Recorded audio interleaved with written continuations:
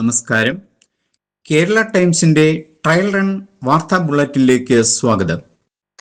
സത്യസന്ധമായ വാർത്തകൾ പ്രേക്ഷകരിലേക്ക് എത്തിക്കുവാനും സ്ത്രീകൾക്കും യുവജനങ്ങൾക്കും സ്വീകാര്യമായ വിധം മാധ്യമ സ്വാതന്ത്ര്യം വിപുലപ്പെടുത്താനുമുള്ള കേരള ടൈംസിന്റെ ചുവടുവയ്പ്പിലേക്ക് സുസ്വാഗതം. പ്രധാന വാർത്തകൾ.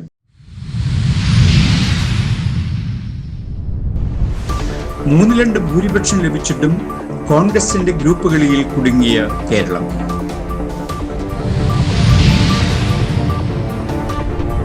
സാധാരണക്കാരന് ഇരുട്ടടിയായി ഇന്ധന വിലവർധന ഭീഷണി.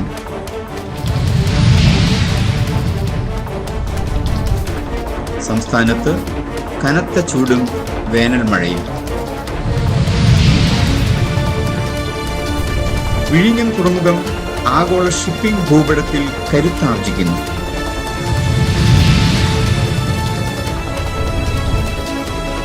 പരീക്ഷാഫലങ്ങൾ മെയ് 2-ാം വാരത്തിൽ പ്രസിദ്ധീകരിക്കും. ജൂൺ 1-ന് അധ്യയന വർഷം ആരംഭിക്കും. വാർത്തകൾ വിശദമായി. കേരളത്തിലെ പ്രബുദ്ധരായ ജനങ്ങൾ കഴിഞ്ഞ 10 വർഷത്തെ ഇടതുപക്ഷ ജനാധിപത്യ മുന്നണിയുടെ ദുർഭരണത്തിനും സ്വജന പക്ഷപാതത്തിനും ഏകാധിപത്യ പ്രവണതയ്ക്കുമെതിരെ ആഞ്ഞടിച്ച് തമ്മിൽ ഭേദം തൊമ്മൻ എന്ന അവസ്ഥയിൽ UDF-ന് 102 MLA-മാരെ നൽകിയിട്ടും കേരളത്തെ നയിക്കാൻ ഒരു MP-യെ തേടിപ്പോകുന്ന ഗ്രൂപ്പുകളിൽ ദയനീയം തന്നെ. ജനാധിപത്യത്തെ പരിഹസിക്കുന്ന കോൺഗ്രസിന്റെ ഈ പാപ്പരത്വം പൊതുജനങ്ങളിൽ അങ്കലാപ്പുണ്ടാക്കിയിരിക്കുകയാണ്. ജനവിധി തേടി ജയിച്ചു വന്ന കഴിവുറ്റ MLA-മാർ UDF-ലുണ്ട്.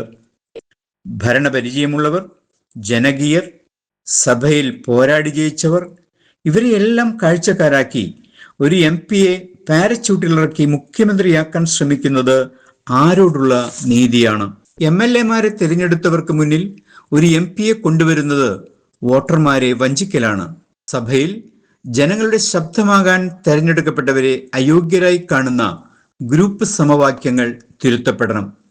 ഒരു MP രാജിവെച്ച് മുഖ്യമന്ത്രിയാവുകയും പിന്നീട് നിയമസഭയിലേക്ക് മത്സരിക്കാൻ നിലവിലെ MLA രാജിവെക്കേണ്ടി വരികയും ചെയ്യുമ്പോൾ സാമ്പത്തികമായി നടുവൊടിഞ്ഞിരിക്കുന്ന കേരളത്തിന് അധിക സാമ്പത്തിക ബാധ്യത വരുത്തിവെക്കുകയാണ് ചെയ്യുന്നത്. ഗ്രൂപ്പ് താല്പര്യങ്ങൾക്ക് വേണ്ടി ജനാധിപത്യത്തെ ബലി കൊടുക്കരുത്. വോട്ട് ചെയ്തവരോട് നീതി പുലർത്താൻ കോൺഗ്രസ് തയ്യാറാകണം.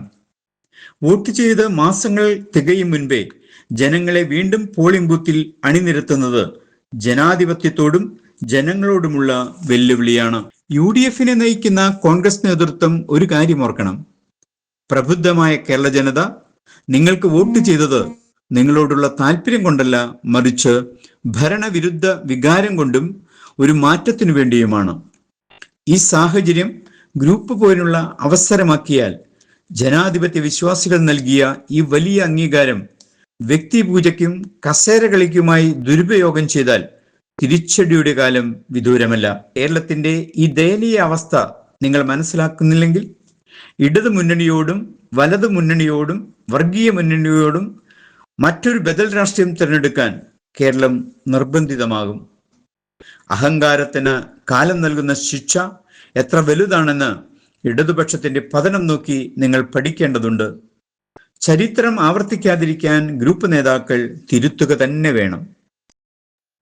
സാധാരണക്കാരന് ഇരുട്ടടിയായി ഇന്ധന വില വർധന ഭീഷണി. തെരഞ്ഞെടുപ്പ് കഴിഞ്ഞതോടെയുള്ള ഇന്ധന വില വർധന ഭീഷണി സാധാരണക്കാരായ ജനങ്ങൾക്ക് വലിയ ജീവിത ഭാരം വരുത്തി തീർക്കുമെന്ന ആശങ്കയിലാണ്. പെട്രോളിനും ഡീസലിനും പാചകവാതത്തിനും വില കൂടിയേക്കാമെന്ന് പറയുന്നു. മോങ്ങാൻ നിന്ന നായുടെ മേൽ തേങ്ങ വീണ അവസ്ഥയാണ് പശ്ചിമേഷ്യൻ സംഘർഷങ്ങൾ ഉണ്ടാക്കിയിട്ടുള്ളത്. കനത്ത വേനൽ ചൂടിൽ വെന്തുരുകുന്ന കേരളത്തിന് നേരിയ ആശ്വാസമായി വേനൽ മഴ എത്തുന്നുണ്ട്. പല ജില്ലകളിലും ഉയർന്ന താപനിലയിലാണെങ്കിലും ഉച്ചതിരിഞ്ഞു വരുന്ന വേനൽ മഴ ആശ്വാസമാണ്. ജാഗ്രത പാലിക്കണമെന്ന് കാലാവസ്ഥാ നിരീക്ഷണ കേന്ദ്രം മുന്നറിയിപ്പ് നൽകുന്നു. കേരളത്തിന്റെ സാമ്പത്തിക മുഖച്ഛായ മാറ്റുന്ന വിഴിഞ്ഞം തുറമുഖം അന്താരാഷ്ട്ര ഷിപ്പിംഗ് ഭൂപടത്തിൽ കരുത്താർജിച്ചുകൊണ്ടിരിക്കുകയാണ്. ഏഷ്യയിലെ തന്നെ ഏറ്റവും പ്രധാനപ്പെട്ട ട്രാൻസ്ഷിപ്മെന്റ് ഹബ്ബായി വിഴിഞ്ഞം തുറമുഖം മാറിക്കഴിഞ്ഞു.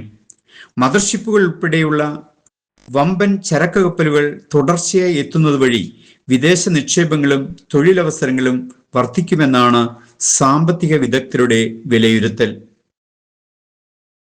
പരീക്ഷാഫലങ്ങൾക്കായുള്ള ലക്ഷക്കണക്കിന് വിദ്യാർത്ഥികളുടെയും രക്ഷിതാക്കളുടെയും അധ്യാപകരുടെയും കാത്തിരിപ്പിന് അവസാനമാകുന്നു.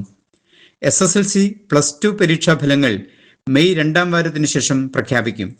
പരീക്ഷാഭവനിൽ ഡാറ്റ എൻട്രിയും ഗ്രേസ് മാർക്ക് പരിശോധനയുമാണ് പുരോഗമിക്കുന്നത്. ഫലം പ്രസിദ്ധീകരിക്കുന്ന മുറയ്ക്ക് വിദ്യാർത്ഥികൾക്ക് സഫലം ആപ്പ് വഴിയും ഔദ്യോഗിക വെബ്സൈറ്റുകൾ വഴിയും ഫലം പരിശോധിക്കാവുന്നതാണ്. സംസ്ഥാനത്ത് ജൂൺ 1 തന്നെ അധ്യയന വർഷം ആരംഭിക്കും. സ്കൂളുകളിൽ ശുചീകരണ പ്രവർത്തനങ്ങൾക്കും പ്രവേശനോത്സവത്തിനുമുള്ള തയ്യാറെടുപ്പുകളും തുടങ്ങി. ഇതോടെ ഈ വാർത്താ ബുള്ളറ്റിൻ സമാപിക്കുന്നു. നന്ദി, നമസ്കാരം.